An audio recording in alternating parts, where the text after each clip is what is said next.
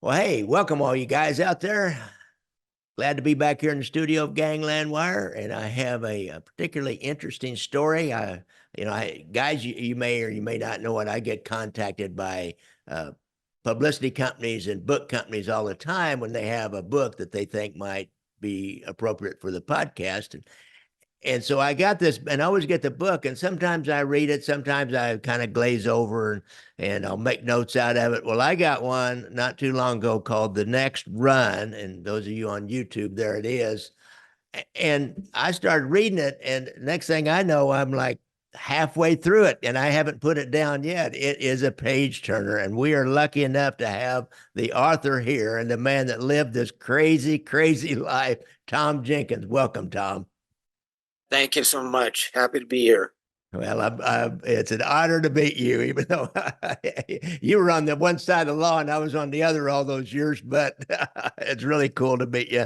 And this whole marijuana thing, it's just gone crazy in the last few years, as you've noticed. Anybody that's of any age or pays attention to anything in the United States, there's a daggone dispensary on every corner practically of every place I've been in the United States. Maybe there's some states that don't have it. And so I don't know, there's probably no more guys like you. There's no more smugglers like you, are there, Tom?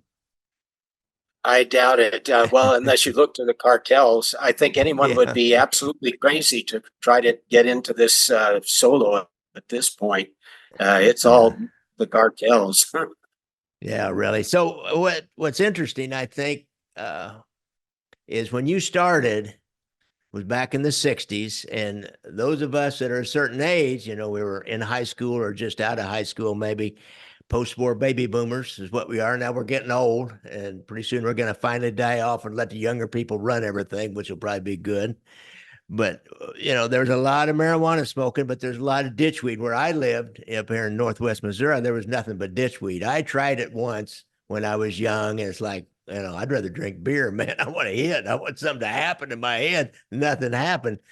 But there was out in California and along the border in southern United States, they were getting this weed from Mexico, which would give you some kind of a high, would really work. So, Tom, tell us about how you got started in that. Well, I got started just on a lark. Three of us were trying to decide what to do over the Christmas break. We were freshmen in college, and we decided to go to Mexico. None of us had been to Mexico before, so we decided to go to Mazatlan. And then one of us, just as an afterthought, said, "Hey, we ought to bring back some pot to defray our trip expenses." And we sort of thought, okay, we'll think about that. And then one thing led to another, and we were actually able to score on the beach in Mazatlan, and we got that pot back to the States. And we went back to school, and I thought that was the end of it. But then a really bizarre coincidence occurred where two friends of mine had bought a very straight looking car for the purpose of running the border, and they had not told a soul. And they even kept the car in a city not where we lived, but it was maybe Hmm. 5 miles away. And by sheer chance, I happened to be driving down this street in that city during a very rare period of time where they took the car out of a garage to see how it was running, and I ran into them. I said, "Well, what's this about? What are you guys up to with this very straight looking car?" Because they were used to driving hot rods and whatnot. So I finally got them to tell me their secret, and they said, "Well, the only thing we need now is a contact." And I said, "Well, I've got that." Uh, so I became a partner, and we had so much fun pulling that off that it seemed like a fun thing to get into. And as you pointed out before we went live here, things were very different in those days. One thing is that marijuana, as we called it, we never used the term cannabis as is used Yeah. nowadays. But marijuana had a tremendous amount of mystique, particularly in white middle class circles. No one knew anything about it. So it was like a strange, evil thing. So that was kind of exciting for us. There were many differences. We treated it something like a sacrament, and we would get a hold of a lid and we would clean the seeds out of it and smoke it. And then we would read straight from Freud, as I mentioned in my book. And we would try to psychoanalyze each other. So we used it in kind of a therapeutic way, in addition to just plain getting high. That's another thing too, talking about seeds. When I got into it on a bigger level, I would go down and examine big lots of the stuff to see which lot I wanted to buy. And if it didn't have seeds in it, I would reject it because in those days that meant it was immature and had been cut down before the plants had a chance to develop seeds. And of course, now, if pot has seeds in it, it's a sign of very poor quality. So a whole lot has changed. Tom, you were going to the University of California at Berkeley at this point in time Yes. in the math department. It seemed like just to kind of show what kind of guy we're talking here, you guys. Tom, didn't you were eventually you were offered to go into PhD for math program, and was it MIT or Yale or some Ivy League It school, was I believe. Berkeley. It was Berkeley. Oh, it was Berkeley. Berkeley. Okay. Mm. But you're a pretty bright guy, is what I'm letting. You're not the usual kind of rum dum pot smuggler that I used to bust up here once in a while that was selling pot. I was born with a lot of advantages. And that's a point that I hope I've made clear in my book. Anyone with the advantages that I was born with would be crazy to get into smuggling. And I was crazy. I was a troubled youth. There's no question about it. Yeah. And the funny thing is that I got a fair way past my problems through the vehicle of smuggling. I met a lot of people that made good um, role models for me with something I didn't really have, and that helped me. And actually, smoking pot helped me. It enlightened me, turned me on to a lot of things I didn't know about myself. I almost never smoke it now, once every 5 years or something. But it did me a lot of good at the time. So that smuggling world at that time, it's not like it is now, as we were talking before we turned on the recorder.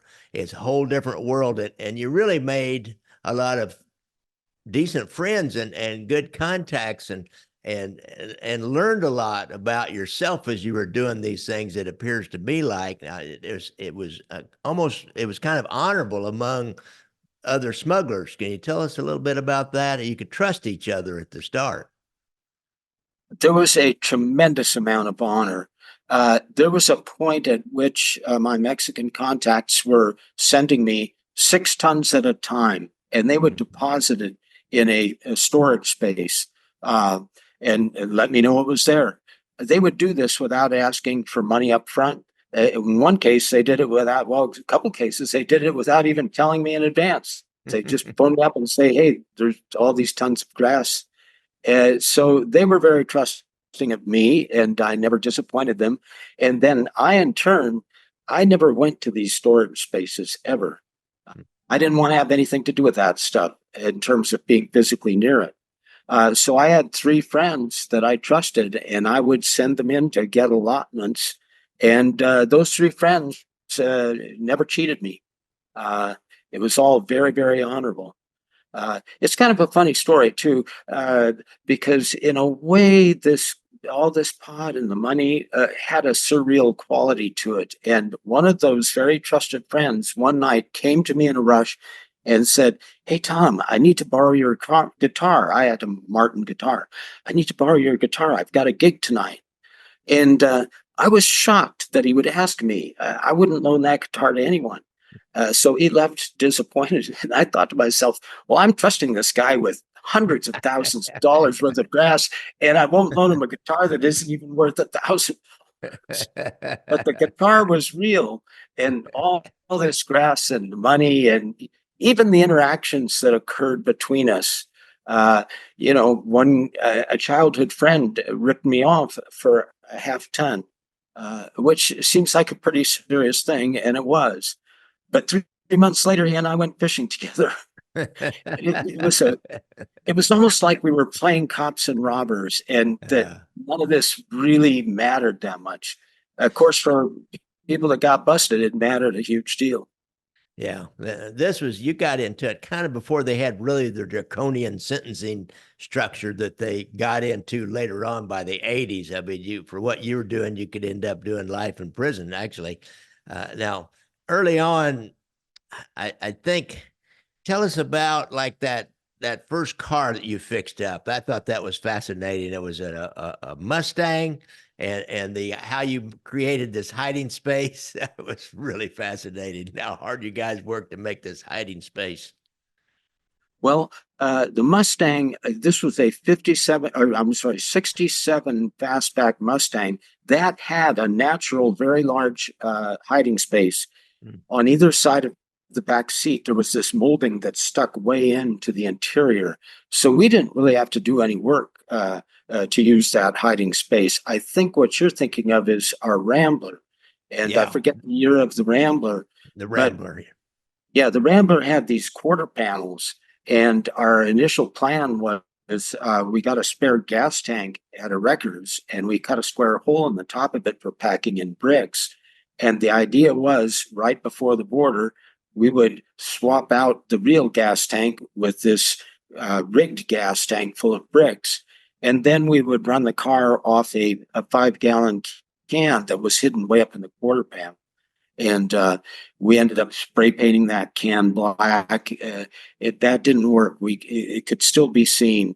So then we covered the access to the quarter panel with pieces of plywood, and we painted them black. And then we threw dust and grit against the painted plywood until it looked just like the rest of the undercarriage.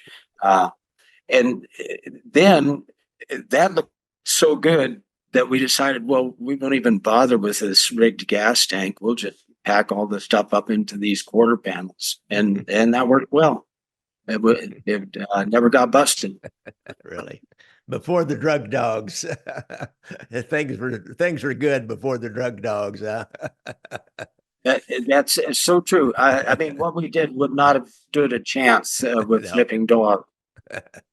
It would not. I noticed that you always were able to find somebody to drive a car across the border. You would go down and set it up the deal, make the car, make the vehicle, have that ready, get it down there, have the deal set up, get it up to the border, and you'd hire somebody to them who would drive it across the border. Then you guys would pick it up. Pretty smart, I must say, because the border was the weak point, I think, the most dangerous point. How are you finding those people? I guess you were paying them enough money they thought it was worthwhile. That's a good question. I think, again, I think there was a sort of unreal quality to it all. Mm. And it was the 60s. People's judgment was kind of, not the greatest. Yeah. And we didn't really even have to pay that much. And I will say that is the only thing looking back that I feel a little bit bad about. I don't feel bad about bringing a bunch of pot into the country. I think people enjoyed it. But I do feel bad. I feel like I kind of used those runners.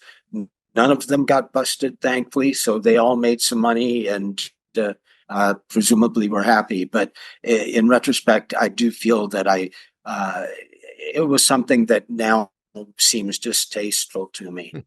Yeah. So you start getting bigger loads and bigger loads, and I guess your guys down in Mexico, they had access to more and more. What kind of people were you kind of developed a friendship with? Was it Jesus, I think, that you had an ongoing friendship with? Like what was their life down there in Mexico? Jesus, Abelardo, and Miguel were the Right. three friends. And I, they were more than friends. I loved them. We were extremely close. We told each other everything. We shared our heartaches. It was an amazing experience. I was closer to them than uh, anyone I had been close to in my childhood, actually. That was a very rewarding experience for me, and certainly one of the reasons that kept me going. Uh, what else can I say about them? Yeah, we became so relaxed around each other. For one thing you would have read, having read the book, is that on one run we forgot to pay them. Normally, the pilot would bring the cash with him, and as the suitcases of grass were being loaded into the plane, he would hand the cash over to my contacts. But he forgot. We all forgot. So we watched the plane take off, and then Jesus slaps his heel of his palm to his forehead, the money, and he didn't care. They knew I was good for it. So that's how relaxed things were. Yeah, so you changed to airplanes after a while. Kind of reminds me, I did a story about a guy named Jimmy Chagra, who went to airplanes at first. He was kind of one of the first guys out of El Paso that really got into airplanes. Then he went to freighters, ships, sailing to clear up the coast. So you went to airplanes, and that's a pretty interesting guy. That was his name Bruce that you ran into. That was this an English accent. I assume he was from England, and he, was just a man of the world that you ran into somewhere and started landing airplanes in the desert for you. He was a really interesting guy. He was actually Australian, but he had purposely modified his accent to be that of a wealthy Londoner. And he had been raised by an extremely wealthy Australian real estate magnate with powerful political connections. But they had a bitter argument when Bruce was 17, and Bruce left home with the goal of someday going back to his father with vast millions to kind of show his dad, hey, he didn't need his dad to make millions. And he just pursued all kinds of pie in the sky things throughout his whole life. And it was kind of funny because he and I kind of lost track of each other. I want to say, oh, maybe in the 80s. And then in the early 2000s, he phones me up, and in typical Bruce fashion, he says, Champ, I'm in real trouble here and I need some help. I need you to loan me $10,000. I have these diamond mines in the Congo, and I happened to go into Brazzaville, and the Lord's Resistance Army took over my mines and murdered my partner. And if I hadn't been here, I would be toast. And now I need 10,000 to get out of here. And I told him, I said, hey, I can't afford to loan you 10,000, but I'll give you 2,500 based on our past history. He says, oh, I'm good for it. Well, he never paid me back. And sadly, about 2 years ago, a mutual friend phoned and said that he had been murdered in Venezuela.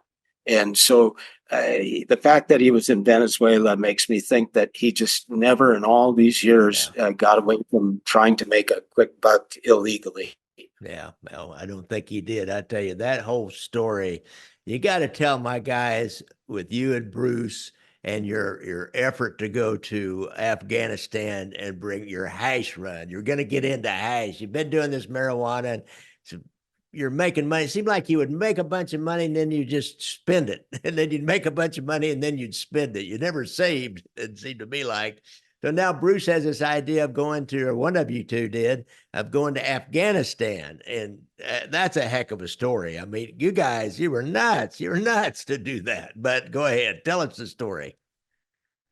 Well, I think probably the most interesting part of that story is our transatlantic flight. And I'm not going to try to recreate that here. People will have to read the book. But it was a It pretty was. amazing flight. Uh, and It yeah, was. Afghanistan didn't work out very well. Uh, the Afghanis were too suspicious of my partner, and he was unable to load very much hash aboard the plane. And they eventually started accompanying him out to the plane to watch exactly what he was doing. He then tried to get the Afghanis, his Afghani contacts, to pack it into a car, which he bought. He bought a Mercedes limousine, and they packed it into the gas tank. And again, the story of why that didn't work out so well is too long to relate here. So people have to It's a read the good book story. on. It's a good story. It's and now, I mean, you guys, did he have a contact? It almost looks like you just went over there and started asking around again. Did you do that? I can't remember now. Or That's what he did. I he did. Okay. personally have not been to Afghanistan. Okay.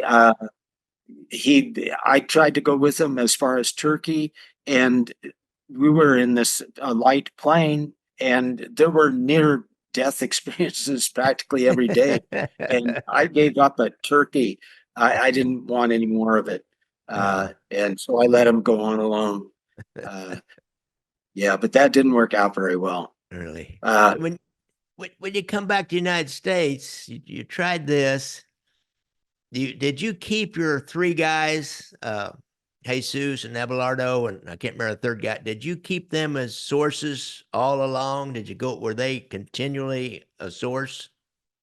Oh no, no, there were huge dry spells. I mean, there was actually a 2 year period from 72 to 74 where I had a legitimate Mexican clothing importing business. The Oh embroidered yes. clothing they made in Mexico was very popular at that time, and I imported it legally. I paid 35% duty on imported cotton and wholesale to stores on the West Coast. And during that time, I did not have a method for smuggling, and so the issue didn't come up. I would visit my contacts, and we had fun together, but we did not get involved in smuggling until 75, and then I got back into it. Why was there a drought of the marijuana? Did they Mexican government crack down in their particular area, or Oh, well, they could have gotten grass at that time. There wasn't that much of a drought. It's just that I didn't have a method for crossing it. okay, you just quit doing it for a while? Well, everything I had tried to quit working. The Quit planes working. eventually quit working thanks to Nixon's Operation Intercept. I hate to give Nixon credit for anything, but that was Really? a success for him. Uh, Yeah. and then the Rio Grande runs, crossing at the Rio Grande was a really good method, but the people I was working with took a bust on that, and so I didn't want to go anywhere near that area again. Yeah. Uh, but it was a very viable method of crossing in those days. I don't know what kind of technique they have now to prevent it, but the Rio Grande for about a 70-mile stretch fairly closely parallels Interstate 10. Mhm. And the river takes a turn every quarter mile or so. So they'd have to have 100 guys out there each night to keep people from crossing. I don't know if they do nowadays or not, but at the time, I doubt they had more than one or two guys out at night. So it was pretty easy to just cross there.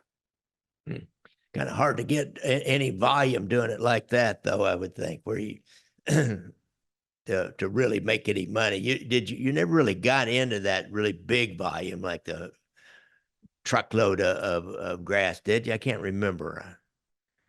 6 tons. You did get okay. You did get into the bigger volume, and that's when were you still dealing with Jesus and Abelard?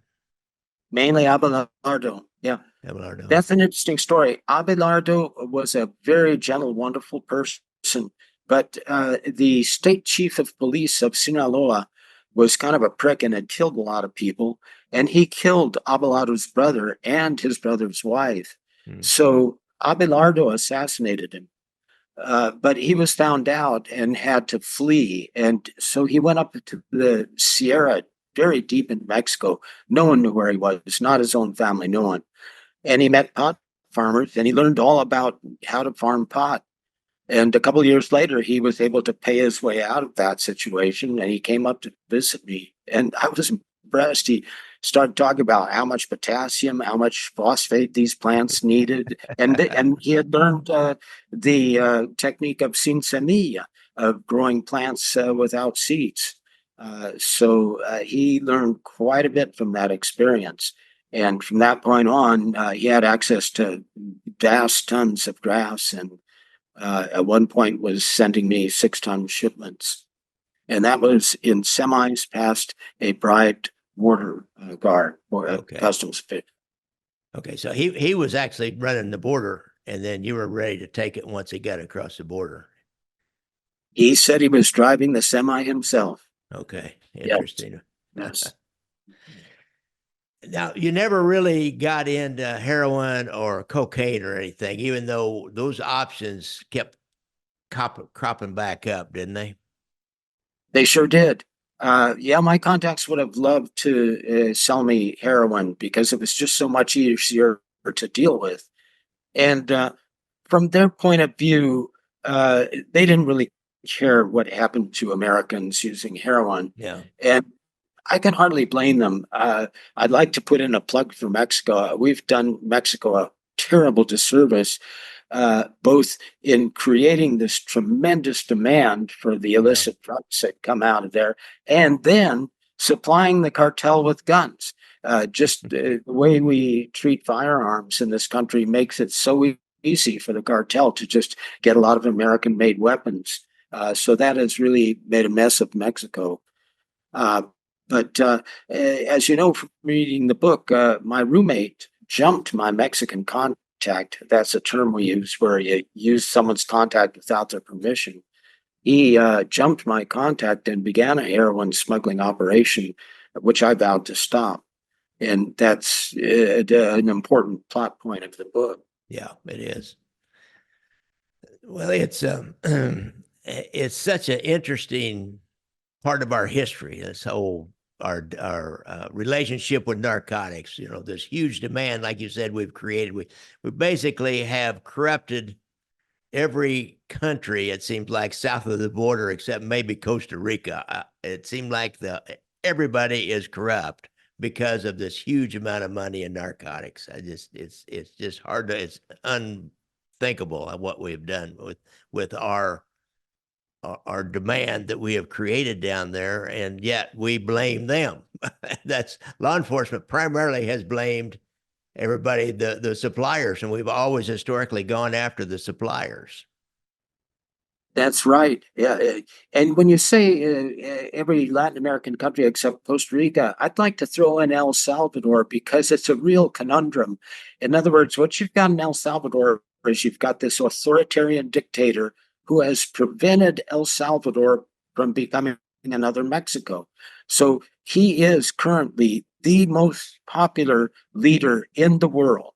Oh, He has really? a rate of over 90% Hmm. because people can walk the streets. Storekeepers don't have to pay extortion to the gangs.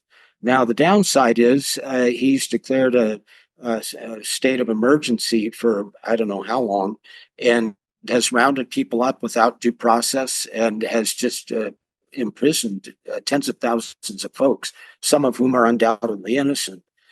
But the way he says, he was having 100,000 odd people killed, innocent people killed by the gangs, and now that isn't happening. So he feels that he's done a lot of good, and it's kind of hard to argue with that, even as much as his means are repugnant to us. So it's kind of a conundrum he Yeah. presents. Once again, this demand for narcotics it affects society from one end to the other, and it's international now for the most part, except for really repressive regimes. Only a repressive regime, it seems to me like, can stop it. And even that, I don't know how well it works. It seems to be working down there, but that's the only way to stop it. Yeah. Well, I think an interesting question is marijuana has been around, gosh, I don't know, probably thousands of years. I really don't know. But why wasn't it popular 50, 60, 70, well, 60, 70, 80 years ago? And why is it so popular now? And why are people using fentanyl knowing that it could kill them? And it I don't seems know. to me that people aren't very unhappy. They're not very happy today in this country. And No. I think that's the root problem that needs to be solved. And I have some ideas how that can be solved, but that's kind of off topic for. Yeah, the- the problems are bigger than all of us. Sometimes I think that from the OxyContin debacle to the fentanyl now, and it's just addiction I, I, is I want to put a word in for the OxyContin debacle. I yeah, feel even a little bit sorry for the Sackler family. I mean, they took the real brunt of that. Doctors got off scot-free, and they should Yeah. not have. Yeah. I myself, I was running well, I shouldn't give too much information about myself, but in here, I was holding the line and not giving folks the mountain of narcotics that they wanted from me. And I took a lot of hits for that. I got written up in online reviews as being a cruel and heartless doctor. But I think doctors in that time should have known the danger of OxyContin, and they should not have been doling it out as freely as they were. And they should, the medical community should accept part of the blame for the epidemic. That, in my opinion. Yeah, they knew, and they could have done something, and they didn't. They just kept prescribing it. It appears to me, or an awful lot of them did. All of them didn't, but an awful lot of them did. And then you had doctors that were would have been corrupt in any manner, and they set up the pill mills, and they'd be those tweakers would be lined up outside those pill mills with their script they were trying to get, or going after their script, and then run into the corrupt pharmacist down the road. I knew somebody that was a pharmacist, and this started happening at his pharmacy, and so he just experimented. These same people came in, and so he just doubled the price. They didn't care. So they came in again. A few days later, he doubled the price again. They didn't question. They just paid it and got it was before Oxy. It was like Percocet or Dilaudid or something like that. It was several years ago. And then he like got hold of me. I was a policeman at the time. He said, "Man," he said, "you got to get DEA. Get that doctor down here. This one doctor is writing scripts like crazy, and these guys don't care how much they have to pay for it." So I don't know. Turned it over to DEA, and I never heard back from it. I doubt if anything happened, they probably just moved on. Oh, that's a funny story. It's a crazy, crazy world, and living that life of a junkie. I mean, it is just nuts. And I know a lot of people that are recovery now, addicts now, and they're just like normal, regular people. They just got into this thing, and it got out of hand. They didn't know what else to do, so they did what they could do to get the drug till it hurt them so bad they went into recovery or they died. It seemed like there's only two ways for them to end. We used, as we say, locked up or covered up in that world. Well, an interesting experience I've had as a physician is that with almost every new patient, I've asked them if they use drugs. Yeah, And I've been somewhat surprised at how many men in particular have said, yes, I used heroin. I shot up heroin. yeah. And then I ask them, well, when was the last time? How did you stop? And I cannot remember a single time that one of those men told me they stopped due to rehab. Almost invariably, the story was something along the lines of one day I saw that it was ruining my life and I Yeah, just quit. yeah. And it doesn't speak well for rehab. And I suppose a lot of people hearing this might get very mad at me for having said this, Yeah, well, but that's my experience. I really question the effectiveness of rehab. And I know right now of people that are like on their fourth or fifth round of rehab, and it's just not working. yeah. Yeah, So no, it's a tough one. Some people are pursue it into death, no matter what. Some people, you don't know what happens to them. They have some light will come on. They'll just say, I just can't do this anymore. They'll have some consequence that they don't want to face. So they'll at least try to ease up on it, or try some kind of recovery program, and then it'll catch on. But the next three or four, it won't catch on. So it's a pretty arbitrary thing, that getting into recovery. it's a So tricky this business. it is. This has been great. I tell you what, this this is a heck of a book, guys. You really, I highly recommend you get this book. The Next Run. Is there any last story you think is particularly interesting that you want to tell that will kind of let people give a taste of what they're going to get in this book?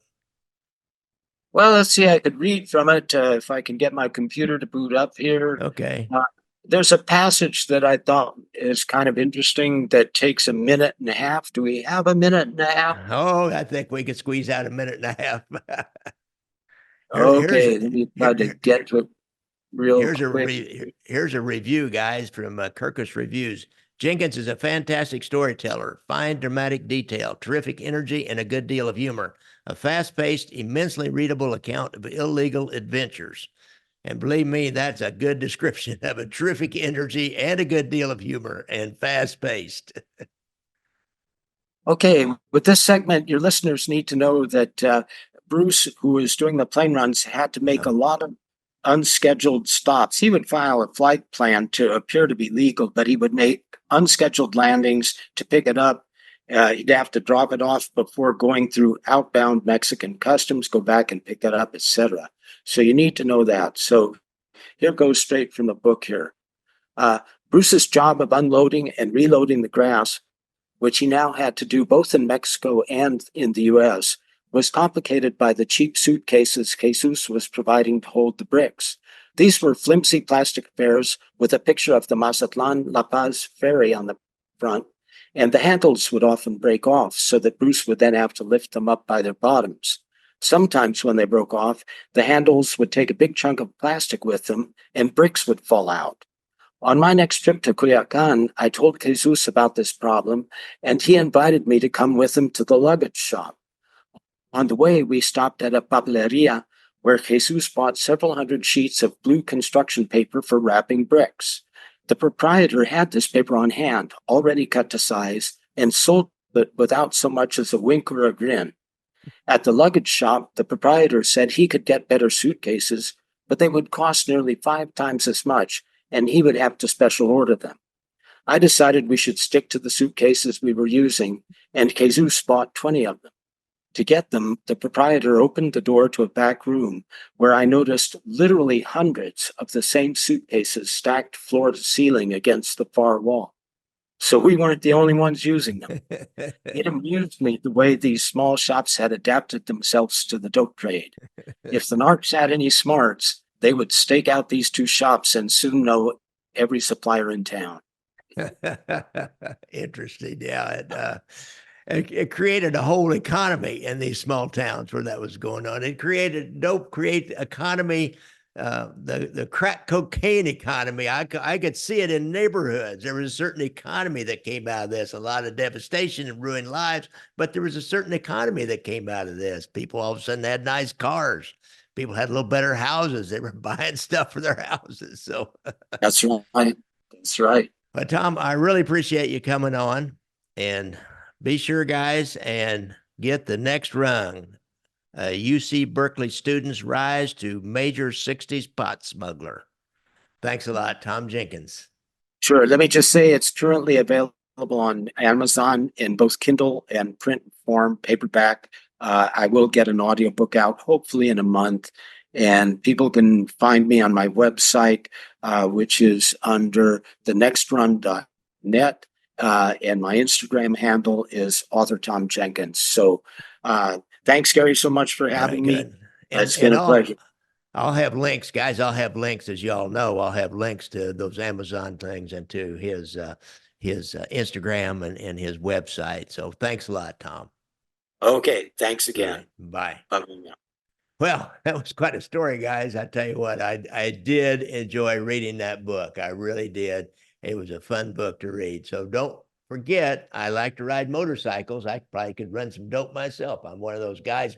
And I'll have to admit, I did flirt with it just a little bit. A buddy of mine, right out of high school, he had heard that you could go to Juarez and buy narcotics and bring them back and make a lot of money. And he mentioned it to me, and I thought it was a good idea for about 5 minutes. I don't know. I like taking risks, but not that kind. I don't like risking going to jail, I guess, if it comes down to it. But anyhow, watch out for motorcycles when you're out there. And if you have a problem with PTSD and you've been in the service, you know that the VA has a website and it has a hotline number for the PTSD situation. And if you have drugs or alcohol problem with that, Tom and I talked about that a little bit and what it takes to get people into recovery. If you've had enough, get a hold of Anthony Ruggiano, and he has a hotline number, a helpline on his website, and he's a drug and alcohol counselor. And, if you want it, Tom didn't think that rehab worked, but if you want it, it'll work. A lot of other things will work if you want it, but you got to want it. I know that for a fact. Be sure and like and subscribe if you're on YouTube. You know, if you're on the Apple Podcast, why give me a review if you can figure out how to do that, and let your friends know about it and share it on your own social media and get some more guys watching and listening to Gangland Wire Podcast. Get on my Facebook group. And if you can't figure it out, email me or get hold of me. You can email me by going through the contact on ganglandwire.com, and I'll make sure that you get an invitation to that. It's a great big group. There's a lot of great discussions and great pictures on there. Right now, one of my friends, Casey McBride from up Northwest Portland, is in New York, and he's got another guy who is taking around all the different Frank Costello sites. I almost forgot his name, the Prime Minister of the Underworld, Frank Costello sites, and taking pictures and posting them on my Gangland Wire podcast group. All the houses he lived in, the buildings where he lived, where he was shot, and businesses he hung out at. So it's a lot of interesting stuff on there. So thanks a lot, guys.